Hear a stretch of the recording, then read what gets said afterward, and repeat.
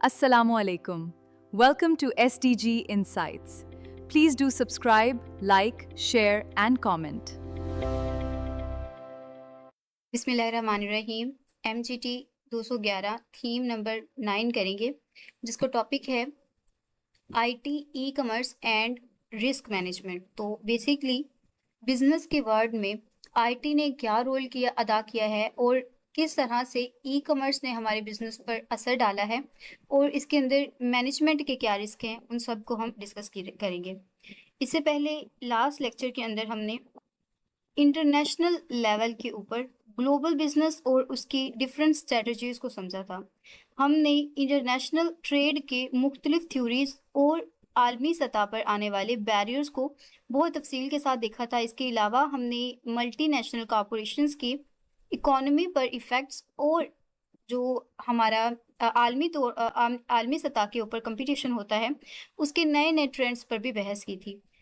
तो इससे हमारा जो ग्लोबल मार्केट का कंप्लीट मैप तैयार हो गया था। तो आज हम करेंगे information technology in business. Information technology ने क्या रोल अदा किया है हमारे बिजनेस के अंदर। Information technology has become backbone of the modern business operations. तो मॉडर्न बिजनेस ऑपरेशन की बैकबोन बन चुकी है।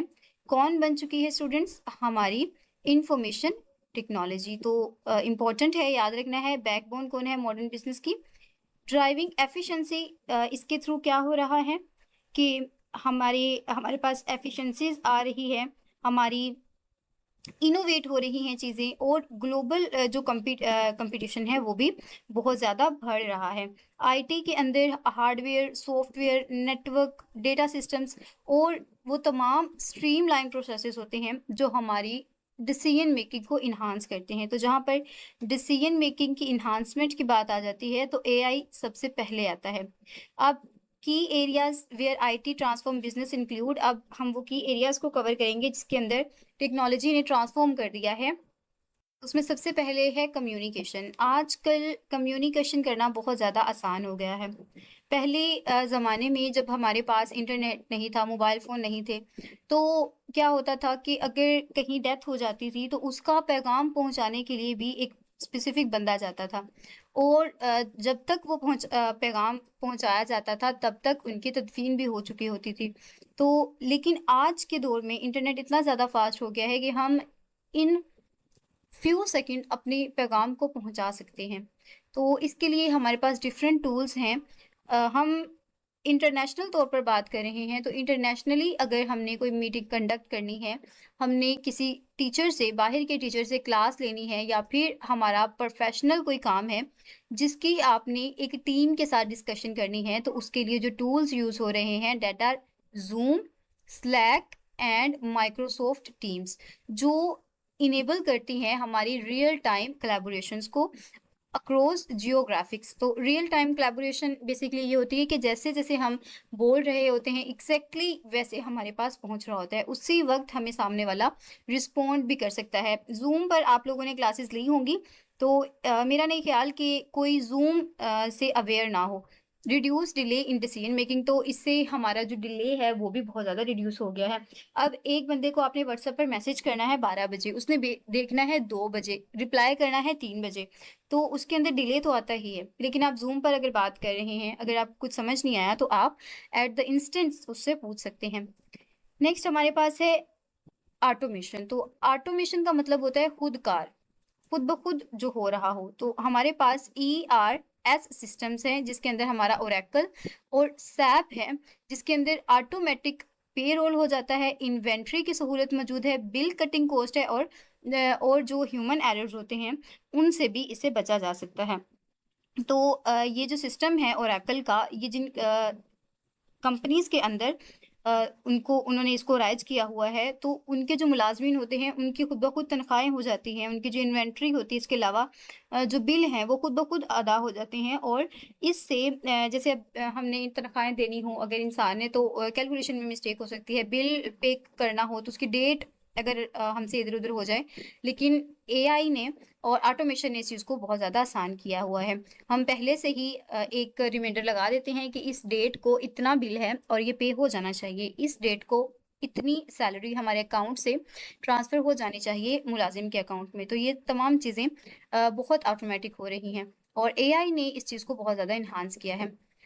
इससे पहले स्टूडेंट्स एक छोटा-सा मैसेज स्पेशली गर्ल्स के लिए मैं बेस्ट एआई कोर्सेज़ लेकर आ रही हूँ जिसके अंदर आपको स्किल्स सिखाई जाएँगी प्लस प्रैक्टिस करवाई जाएगी। मैंने स्पेशल वीमेन का ग्रुप बनाया है जहाँ पर आपको वॉइस वेरिफ़िकेशन, आपके क्रेडेंशियल वीयूआईडी, अपने शहर के नाम के साथ रजिस्टर होना पड़ेगा।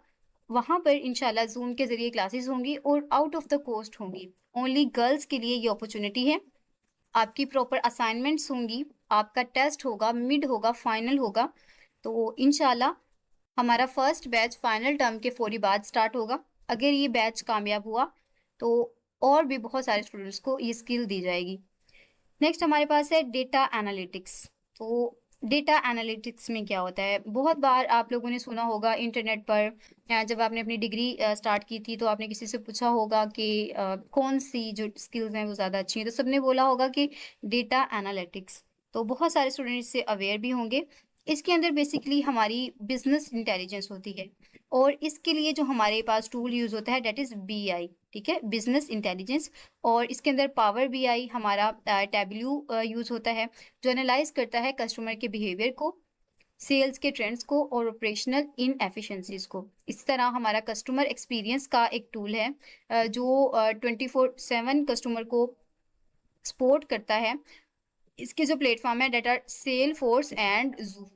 इसके अलावा ई-कॉमर्स के जो हमारे पास प्लेटफॉर्म है डेट आर शॉपिफाई, दराज, जो हमें एक wide range of business allow करता है। ये जो हमारे टूल्स हैं ना स्टूडेंट्स, आपने इसको देखना है, आपसे पूछा जा सकता है कि power BI is a tool of, तो ये ऑटोमेशन का है, कम्युनिकेशन का है, डेटा एनालिटिक्स का है या फिर कस्टमर एक्सपीरियंस का है। तो याद रखना है आपने कि हमारा जो पावर बीआई टूल है that is for data analytics. फिर जब हमारी टेक्नोलॉजी ने बहुत ज़्यादा ग्रो किया, जब हर चीज़ हमारी हो गई नेट के ऊपर ऑनलाइन हो गई, तो फिर वहाँ पर एक ख़तरा भी था। वो था साइबर सिक्योरिटी, कि हमारी जो इन्फॉर्मेशन है वो स्टील होने लगी। तो उसके लिए हमने जो काम किया वो था साइबर सिक्योरिटी। तो साइबर सिक्योरिटी को एज अ सब्जेक्ट भी पढ़ाया जाता है। इसके अंदर हम ऐसी फायरवॉल्स डिफ़ाइन करते हैं, इंक्रिप्शन मेथड्स डिफ़ाइन करते हैं और ऐसे हमारे पास जीडीपीआर्स होते हैं, यानी कि कवानीन की पासदारी और जो हमारा सेंसिटिव डेटा है उसको स्टील होने से बचाने के लिए इक़दामात किए जाते हैं। अब यहाँ पर ये जो लेक्चर है आपका इतना ज़्यादा इम्पोर्टेंट क्यों है? क्योंकि स्टूडेंट यहाँ पर आपको प्रैक्टिस करवाई जाएगी कि एग्ज़ैक्टली आपके पेपर में किस तरह से एमसीक्यूज़ आने हैं। इस सीरीज़ के स्टार्ट में भी मैंने आपसे ज़िक्र किया था कि आपसे लॉन्ग क्वेश्चन कुछ इस तरह से पूछे जाते हैं कि छोटे-छोटे सिनेरियोज़ बनाए जाते हैं। कोई एक क्यूरी होती है या कोई ऐसा प्रॉब्लम दे दिया जाता है और फिर पूछा जाता है कि इसका सॉल्यूशन कैसे होगा या इसके सॉल्यूशन के लिए कौन-सी टर्म्स या कौन-सा कांसेप्ट यूज़ होगा। तो यहाँ पर देखें कि a textile manufacturer in Pakistan use ERP software. Pakistan में एक टेक्सटाइल मैन्युफैक्चरर ईआरपी सॉफ्टवेयर का इस्तेमाल करते हुए रॉ मटेरियल की इन्वेंट्री को रियल टाइम में ट्रैक करता है। ठीक है, रॉ मटेरियल जो उसकी इन्वेंट्री हो रही है उसे इनोवेट कर रहा है, तो उसके रियल टाइम में उसे चेक करता है, जिसकी बदौलत इसकी जो माल है, उसका मटेरियल है, उसके वेस्ट में 20% कमी आ जाती है। तो ये देखें कितना इसका फ़ायदा है कि जब वो उसे मैनुअली एनालाइज़ कर रहा होता है, किसको यूज़ करते हुए? ईआरपी सॉफ्टवेयर को यूज़ करते हुए। तो इससे क्या होता है, उसका टाइम भी कम होता है, बचता है और जो मटेरियल है वो भी बहुत ज़्यादा वेस्ट नहीं होता। अब कंप्यूटर नेटवर्क इन बिज़नेस, हमने कंप्यूटर नेटवर्क को डिस्कस किया। मैंने कंप्यूटर नेटवर्क सीएस 610 की लेक्चर सीरीज़ भी स्टार्ट की हुई है, अगर आपका वो सब्जेक्ट है तो उसे मस्ट देखें। बिज़नेस के अंदर ये जो टूल हमने डिस्कस किए, उनका क्या असर है? तो बेसिकली कंप्यूटर नेटवर्क्स कनेक्ट करता है डिवाइसेस को ताकि हम शेयर कर सकें सोर्सेज को, और ये फंक्शन करता है as a digital highway for the business. Important MCQ कि आपसे पूछा जाता है डिजिटल हाईवे बिजनेस के लिए कौन प्रोवाइड करता है? तो नेटवर्क, कंप्यूटर नेटवर्क प्रोवाइड करता है। अब इसके अंदर हमारा लैन होता है। तो लैन बेसिकली हमारी एक छोटी सी बिल्डिंग के अंदर मौजूद कंप्यूटर्स को अटैच करता है। जैसे आपकी यूनिवर्सिटी तो बहुत बड़ी हो जाती है। खैर, अगर आप सिर्फ कंप्यूटर डिपार्टमेंट की बात करें तो लैन सिर्फ उसको कनेक्ट करेगा। इजी वर्डिंग में आपका जो वाईफाई है ना, वो आपके घर तक अगर एक्सेस होती है उसकी, तो वो आपका लैन है, क्योंकि वो एक लिमिटेड सी जगह पे होती है ना। आप अपने घर से 2 घर छोड़कर हमसायों के घर चले जाएं, तो वहां पर आपके नेट के सिग्नल नहीं आएंगे। तो सेम वही चीज़ है आपकी लैन के साथ। नेक्स्ट हमारे पास है वैन। तो वैन मीन्स वाइड एरिया नेटवर्क, यानी कि पूरी दुनिया तक जाता है ये। जैसे अब इंटरनेट इटसेल्फ, जो पूरा इंटरनेट है वो एक वाइड है, वो पूरी दुनिया में एक्सेस किया जा सकता है जहाँ पर भी हम जाएं। सिर्फ उसका हमारा जो आईपी होता है या पर वीपीएन होते हैं वो चेंज हो जाते हैं। इसी तरह हमारे पास है वीपीएन। तो वीपीएन क्या होता है? Virtual private network, secure remote access for the employees. तो ये वीपीएन अभी हमने बात की ना कि पाकिस्तानी जो होते हैं, पाकिस्तान के लोग हैं उनके लिए अलग से वीपीएन होता है, बाहर के लोगों के लिए अलग से होता है। तो यही वीपीएन होता है जो हमें सिक्योर करता है नेटवर्क के ऊपर। हमारी एक जो आइडेंटिटी होती है, हमारी जो इन्फॉर्मेशन होती है, उसको सेफ गार्ड करता है। अब इसके अंदर हमें चैलेंजेस भी आते हैं, जाहिर सी बात है। वो चैलेंजेस क्या हैं कि नेटवर्क सिक्योरिटी के खतरे, जैसे हैकिंग। हैकिंग से बचने के लिए फायरवॉल्स और बाकायदा हम जो हैक एप्स होती हैं, सॉरी, हमारे पास जो होते हैं रेगुलर बैकअप्स रखते हैं। और इसके अलावा अपने एम्प्लॉयज़ को ट्रेन करते हैं कि आपने किस तरह से इन खतरात से, इन चैलेंजेस से निमटना है। अब केस स्टडी है हमारे पास, इसी तरह का कोई केस स्टडी आएगा। बेसिकली केस स्टडी और सिनेरियो एक ही टर्म है। देखिए, एक पाकिस्तान जो रिटेल है, रिटेल चेन यूज़ करती है वैन टू सेंट्रलाइज सेल्स डेटा। वो क्यों यूज़ करती है? ताकि वो अपनी सेल्स डेटा को सेंट्रलाइज करे, जिससे मैनेजर को स्टॉक लेवल, जो मैनेजर्स को स्टॉक के लेवल को फौरी तौर पर एडजस्ट करने में बहुत मदद मिली। तो हमारे पास आपने देखा होगा ना कि जो बड़े बड़े हमारे रिटेल स्टोर्स होते हैं, तो उनकी अगर हम उनकी डेस्क पर देखें तो आ रहा होता है कि इस आइटम में से ये जो स्टोर है या फिर ये जो पर्टिकुलर हमारे पास रैक है, इसके अंदर से इतने आइटम्स कम हो गए हैं या फिर इतने हैं। टोटल इतने थे, अब इतने हैं, अब स्टॉक इतना पड़ा हुआ है। तो रियल टाइम के अंदर उनको पता चल रहा होता है कि उनकी कौन सी प्रोडक्ट ज़्यादा सेल हो रही है, उनकी कौन सी प्रोडक्ट पेंडिंग है और उन्होंने किस प्रोडक्ट को अपडेट करना है। अब एक बड़ा स्टोर है, उसमें बहुत सारे आइटम्स हैं, थाउज़ेंड्स ऑफ आइटम्स हैं। तो वहाँ पर एक-एक बंदा तो नहीं देख सकता ना कि अब किस कैबिनेट के अंदर से कम हुई हैं चीज़ें या किस रैक के अंदर से कम हुई हैं। तो इसके लिए भी हमने कंप्यूटराइज़्ड सिस्टम इंट्रोड्यूस करवाए हैं। ये जो रिटेल स्टोर्स हैं, आपने बड़ी-बड़ी मार्केट्स के अंदर देखे होंगे। मैनेजमेंट इन्फॉर्मेशन सिस्टम्स, इसे हम MIS भी कहते हैं, इसकी शॉर्ट फॉर्म है। तो स्टूडेंट्स, MIS कारोबार और टेक्नोलॉजी के दरमियान एक ब्रिज का काम करता है, जो डिसीजन मेकिंग में मदद देने के लिए डेटा को कलेक्ट करता है, उसको प्रोसेस करता है और उसका एनालिसिस करता है। इसके हमारे पास बुनियादी जो कंपोनेंट्स हैं वो 4 हैं। एक है हार्डवेयर, यानी कि हार्ड चीज़ें जो हमारे सर्वर्स होते हैं, हमारे कंप्यूटर्स होते हैं। सॉफ्टवेयर जैसे हमारी डेटाबेस और हमारे एनालिटिकल टूल्स, डेटा हमारा कि हमारी सेल्स के फिगर्स और हमारा कस्टमर के रिकॉर्ड्स, जिस चीज़ पर हम काम कर रहे हैं, अगर हम रिटेल स्टोर पर काम कर रहे हैं तो उसके आइटम्स और प्रोसेसिंग, ये कि हम किस चीज़ के लिए यूज़ कर रहे हैं अपने कंप्यूटर को या फिर अपनी इस फंक्शंस ऑफ MIS को, ठीक है, मैनेजमेंट के लिए किस को यूज़ कर रहे हैं। अब एप्लीकेशन हमारे पास डिफरेंट आ जाती हैं। एक यूनिवर्सिटी MIS का इस्तेमाल स्टूडेंट्स की एडमिशन का रिकॉर्ड देखने और कोर्सेज की जो वो कोर्स कर रहे होते हैं, ऑफर कर रहे होते हैं, उनको बेहतर बनाने के लिए होता है। तो देखिए, यूनिवर्सिटी ने अपने मकसद के लिए यूज़ किया। इसी तरह logistic firm analyze delivery routes to cut fuel. तो इसी तरह एक जो लॉजिस्टिक फ्रेम है, यानी कि डिलीवरी वाली, तो वो डिलीवरी के रास्तों को एनालाइज करती है, ताकि EMS का इस्तेमाल इसलिए करती है ताकि वो ऐसा रास्ता चुने जो शॉर्ट होता है। तो जब हम शॉर्ट रास्ता चुनते हैं तो क्या होता है, हमारे फ्यूल की बचत होती है। Challenges, high implementation cost and resistance to change among the staff. तो इससे चैलेंज भी आता है। इसे लागू करने के लिए हमें एक इब्तदाई कॉस्ट चाहिए होती है जो बहुत ज़्यादा होती है, और अक्सर जो हमारा स्टाफ होता है वो नई जो चेंजेस होती हैं उनको कबूल नहीं करता, थोड़ा सा हेजिटेट होता है या रेजिस्टेंस का मुजाहरा करता है। E commerce dynamics. तो अब ई कॉमर्स डायनेमिक्स क्या होते हैं? ई कॉमर्स का मतलब है ऑनलाइन लेन देन करना।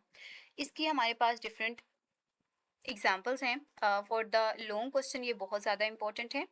टाइप्स एंड की points of the e commerce. तो पहले हमारे पास है B2C, यानी कि बिजनेस टू कॉमर्स। स्टूडेंट्स ये आपका स्टैंड फोर्स हैं जो रिपीट होते हैं बार बार, तो आपने इनको याद रखना है कि B2C means business to consumer. और इसके अंदर हम किस चीज़ को डिस्कस करते हैं, जैसे दराज रोड पे के जो बराह रास्त आम कस्टमर को चीज़ें बेचता है, आप ऑर्डर करते हैं और आप तक पहुंच जाता है। इसी तरह B2B है, बिजनेस टू बिजनेस। तो इसके अंदर क्या होता है, जैसे अब हमारे पास होल सेल रेट पर जो चीज़ बेकरी होती है ना, जैसे अलबेला.com है, तो वो होल सेल के ऊपर बिजनेस को ही चीज़ें बेचता है। जैसे फैसलाबाद की इंडस्ट्री है, हमारी क्लॉथिंग इंडस्ट्री, तो उसके अंदर से हमारे लोकल सिटीज़ के जो दुकानदार होते हैं, जो मार्केट के अंदर जिनका बड़ा हिस्सा होता है, वो चीज़ें खरीद कर लेकर आते हैं, ठीक है?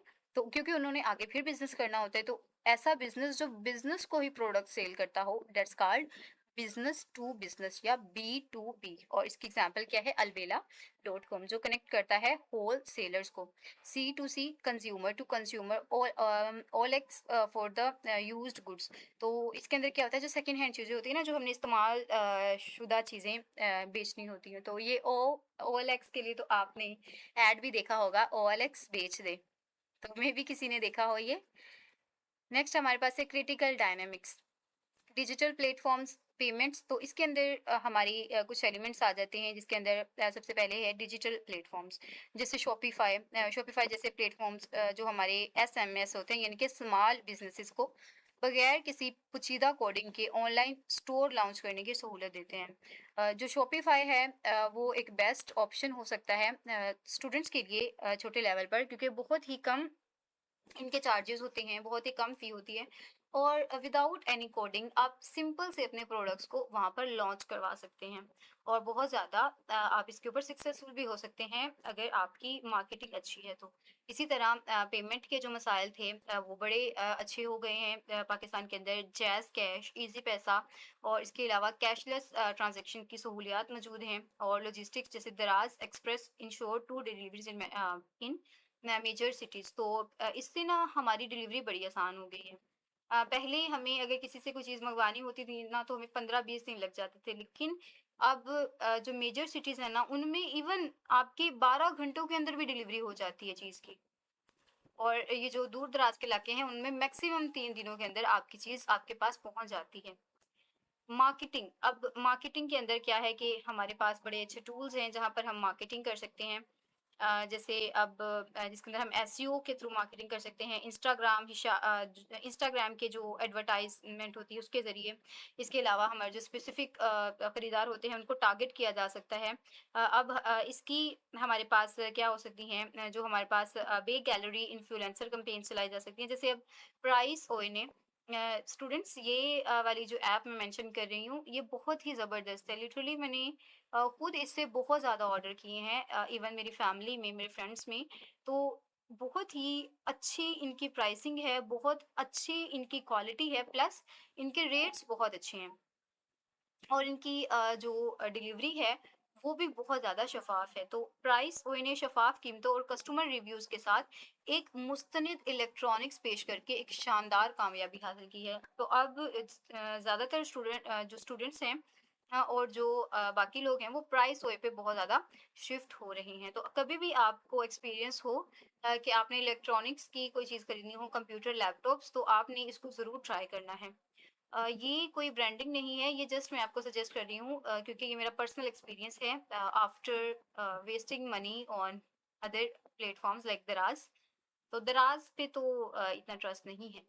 नेक्स्ट हमारे पास है ई कॉमर्स इन पाकिस्तान। तो पाकिस्तान में ई कॉमर्स कैसे परफॉर्म कर रही है?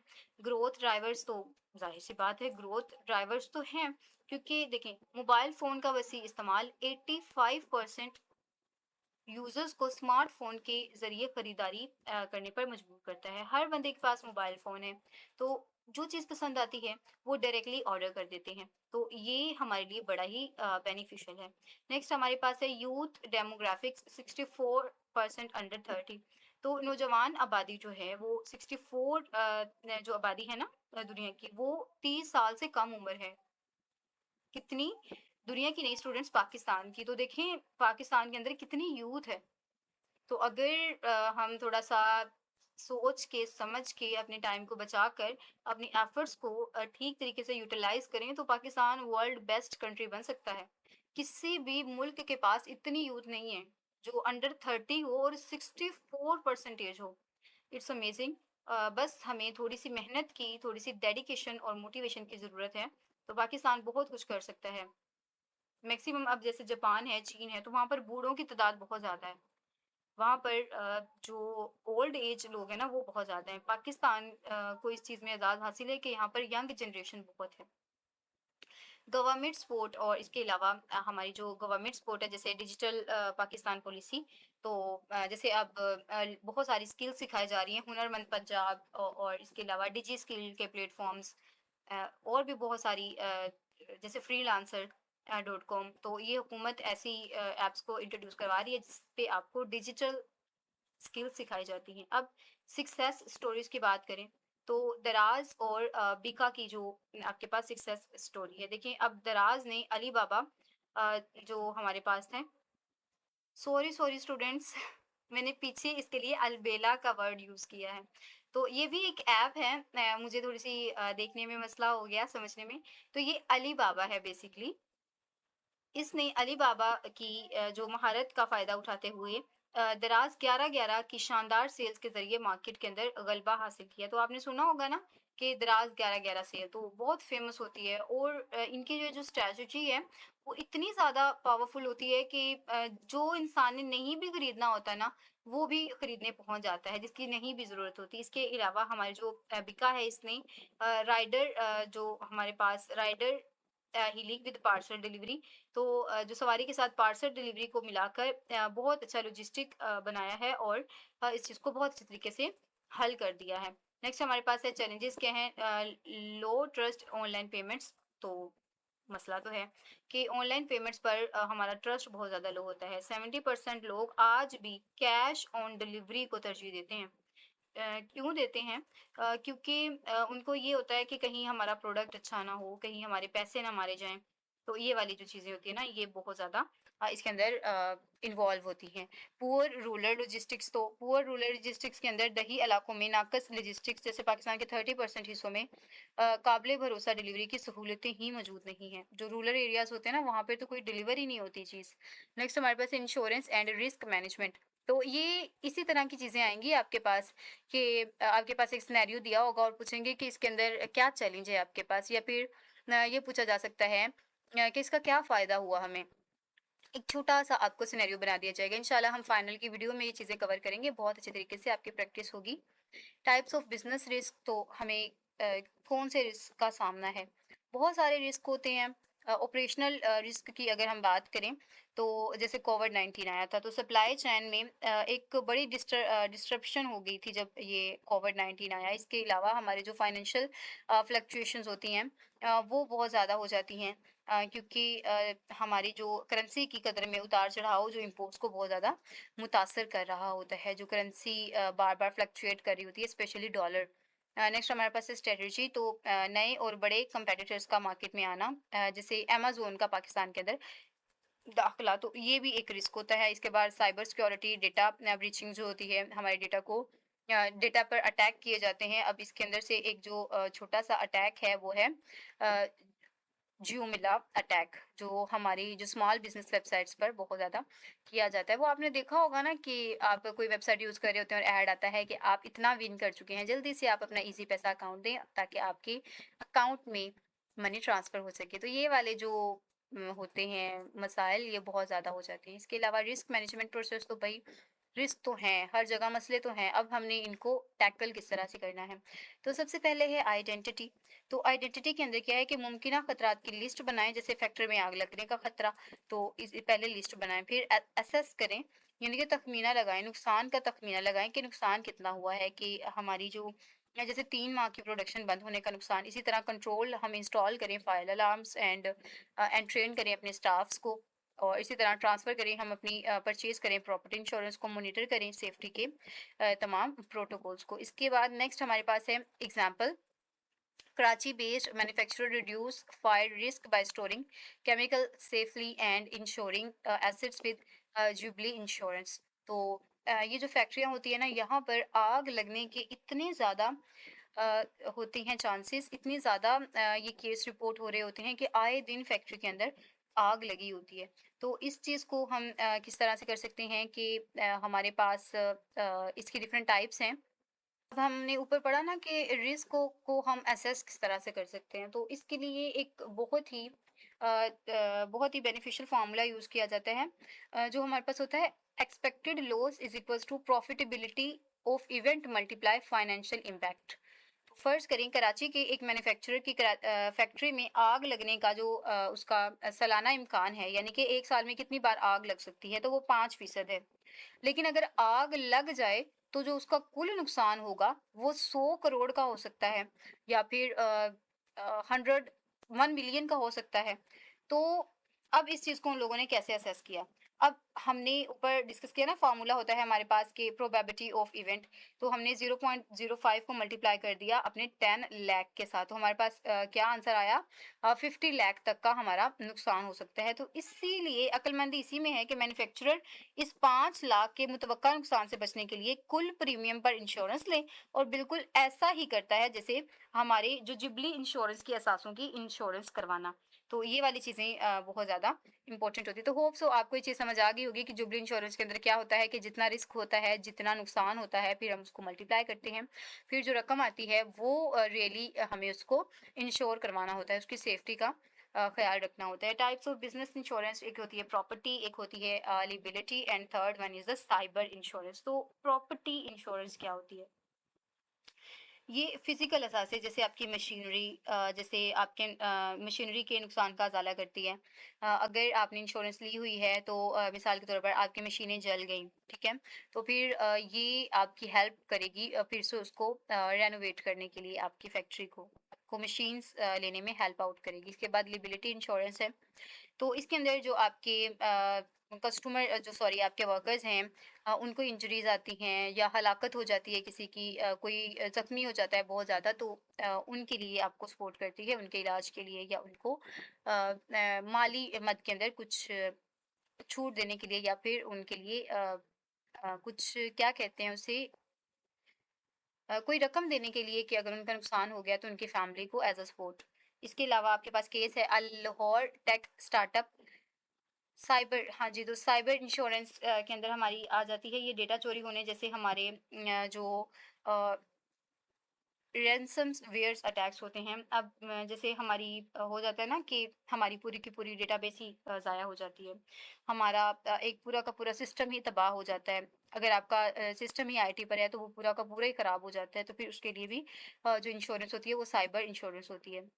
अ, ये बेसिकली आपके जो डेबिट कार्ड होते हैं ना, वहाँ पर आपको दी जाती है। जैसे आपके साथ कोई फ्रॉड हो जाता है ना, आपकी बहुत बड़ी रकम निकल जाती है, तो ये वाली जो हर डेबिट कार्ड वाले ही देते हैं कि अगर आपके पास प्रूफ हो, सीसीटीवी फुटेज हो, तो आपको बड़ा सपोर्ट करते हैं banks. A Lahore tech startup by a cyber insurance after a phishing attack compromises client data covering a legal fee and reputation repair। तो एक लाहौर की एक टेक स्टार्टअप ने क्लाइंट के डेटा पर साइबर हमले के बाद साइबर इंश्योरेंस का इस्तेमाल किया, जिससे इसकी कानूनी फ़ी और जो साख के बहाली थे उसके अखराजात अदा किए गए। ठीक है, ये सिर्फ आपको एक मिसाल दी गई है। अब हमने इसके अंदर से क्या सीखा, हमने सीखा फ्यूचर डायरेक्शंस। ये हम 2 मिनट, तो इसके अंदर से हमने क्या सीखा, फ्यूचर डायरेक्शन, जिसके अंदर हमने देखा कि एआई का बड़ा यूज़ हो रहा है ई कॉमर्स के अंदर। हमारे चैट बोट्स हैं लाइक दराज अली with handle 40% of customer queries by 2025। तो एआई की वजह से जो जवाबात इंसान ने देने होते थे, जो प्रॉब्लम्स इंसानों ने हल करने होते थे, अब वो एआई कर रही है। इसके बाद ग्रीन लॉजिस्टिक्स है कि हमारी पैकेजिंग इको फ्रेंडली होती है, हमारी ईवी डिलीवरी होती है, टीसीएस इलेक्ट्रॉनिक वैन्स चल गई हैं। हमारी ब्लॉकचेन जो सिक्योरिटी के लिए इंट्रोड्यूस हुई है वो बहुत ज़्यादा हेल्पफुल है, जिसने हमारी सप्लाई चेन की ट्रैकिंग को बहुत अच्छा बना दिया। वो आपने देखा है ना स्टूडेंट्स के आप जब कोई पार्सल कोई चीज़ डिलीवर करवाते हैं या फिर डिलीवरी डन करते हैं, तो फिर अगर आप चेक करें ना ट्रैक द एप्लीकेशन, तो उस एप्लीकेशन पर आ रहा होता है कि आपका ऑर्डर यहाँ पहुँच गया है, अब लाहौर चला गया है, अब कराची आ गया है, अब आपके बहावलपुर आ गया है। तो वो वाली चीज़ें बहुत रियल टाइम के अंदर आप ट्रैक कर रहे होते हैं अपने ऑर्डर को। स्ट्रैटेजी रिकमेंडिंग फॉर पाकिस्तान, तो पाकिस्तान के लिए ऐसी कौन-सी स्ट्रैटेजीज़ हैं जो रिकमेंड की जाती हैं? तो उसमें सबसे पहले है अडॉप्ट क्लाउड कंप्यूटिंग, यानी कि छोटे कारोबार अपनी आईटी कॉस्ट कम कर अपनी जो उनके पास कॉस्ट होती है उसको कम करने के लिए क्या करें? अपनी डिफरेंट जो टूल्स हैं उनको इस्तेमाल करें, जैसे माइक्रोसॉफ्ट अज़ोर और एवीएस का इस्तेमाल करें। बूस्ट डिजिटल लिटरेसी, अपनी जो डिजिटल लिटरेसी है उसको एनहांस करें। एंटरप्रेन्योर को एसईओ और डिजिटल पेमेंट्स की ट्रेनिंग देना बहुत ज़्यादा ज़रूरी है। ये जो एसईओ मतलब कि जब काम ही एआई कर रहा है, एआई अब इंसान तो है नहीं जिसने देखकर असेस करना है कि ये बंदा ठीक है या ये वाला कंटेंट अच्छा है। तो जब एआई के थ्रू सब हो रहा है, तो फिर हम इंसानों को भी या उसके डिफरेंट एल्गोरिदम्स, उसके डिफरेंट डेटा पैटर्न्स, उनके अकॉर्डिंगली रहकर अपने कंटेंट को प्रमोट करना चाहिए। जैसे अब आपने एसईओ बहुत सुना होगा, तो जिस वीडियो की अच्छी एसईओ होती है वो ज़्यादा उसके ज़्यादा चांसेस होते हैं इन होने के। एनहांस साइबर सिक्योरिटी, एनहांस करो अपनी साइबर सिक्योरिटी को। तो होप सो आपके लिए ये लेक्चर बेनिफिशियल रहा होगा। इंशाल्लाह लेक्चर नंबर 10 हम कवर करेंगे नेक्स्ट वीडियो के अंदर। अल्लाह निगहबान।